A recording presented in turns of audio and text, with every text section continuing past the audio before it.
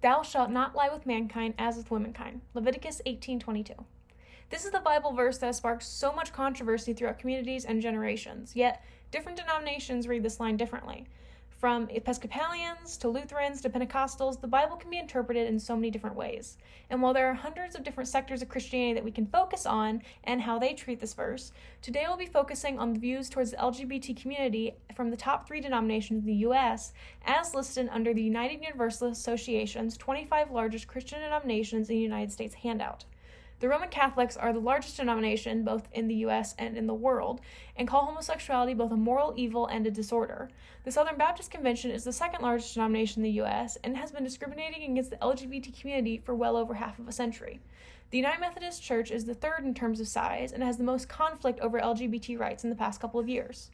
I personally have grown up in the United Methodist Church and was an active member during a lot of the discussions, which I'll be discussing later on in the speech.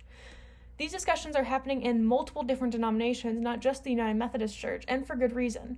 Over the past 26 years, according to Gallup Incorporated, church memberships have been on a decline, and if churches wish to survive, they need to become more accepting. In this speech, I'll be sharing the official teachings as well as outside perspectives from these major denominations and how they view the LGBT community. First, we'll see how the Roman Catholic Church teaches and treats homosexuality, before moving on to the practices of the Southern Baptist Convention and wrapping up with the changing views of the United Methodist Church. The Roman Catholic Church is perhaps the most staunch with their beliefs and practices, although some things have transformed slightly over the years. In a 1986 letter from the Church, as reposted by the Human Rights Campaign, the letter states that while they don't condemn the inclination of being gay, they do consider a, quote, objective disorder. From what I was able to research, the Church asks that LGBTQ members practice celibacy as they view the act itself a sin over the whole lifestyle.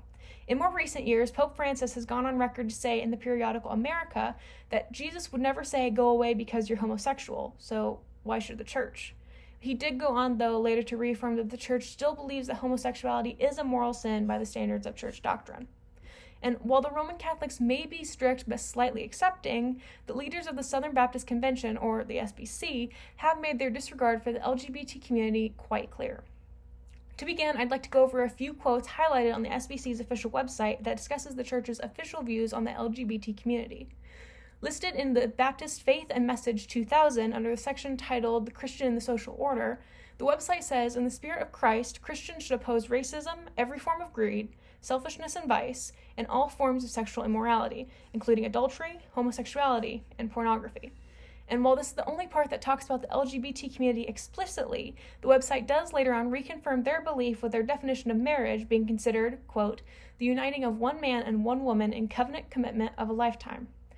Out of our big 3, the SBC is the only denomination that firmly believes in the idea of reconditioning and supports many, quote-unquote, ex-gay ministries according to the Human Rights Campaign. By far, the Southern Baptist Church is the most outspoken about their dislike of the LGBT community and provide a striking contrast to our final denomination for today, the United Methodist Church, also known as the UMC. The UMC could be considered the most accepting of the big 3, but that does not mean that they are perfect, and the denomination has been subjected to a lot of dissent within their own congregations in recent years. And while the UMC does not condone homosexuality, they have made it clear they are welcoming of all people and view everyone as equals. According to their official website, the UMC says, quote, all people are sacred worth and are equally valuable in the sight of God, and it, quote, implores families and churches not to reject or condemn lesbian or gay members and friends. However, on that same webpage, the church does have the statement coming from a 1972 General Conference that states that they do not condone the practice of homosexuality and still consider it an incompatible practice with Christian teaching. The General Conference is the official voice of the United Methodist Church and is in charge of upholding or editing its rulebook known as the Book of Discipline. In a 2019 special session of the General Conference, it was called to discuss the ideas of LGBT clergy as well as allowing LGBT marriage within their sanctuaries.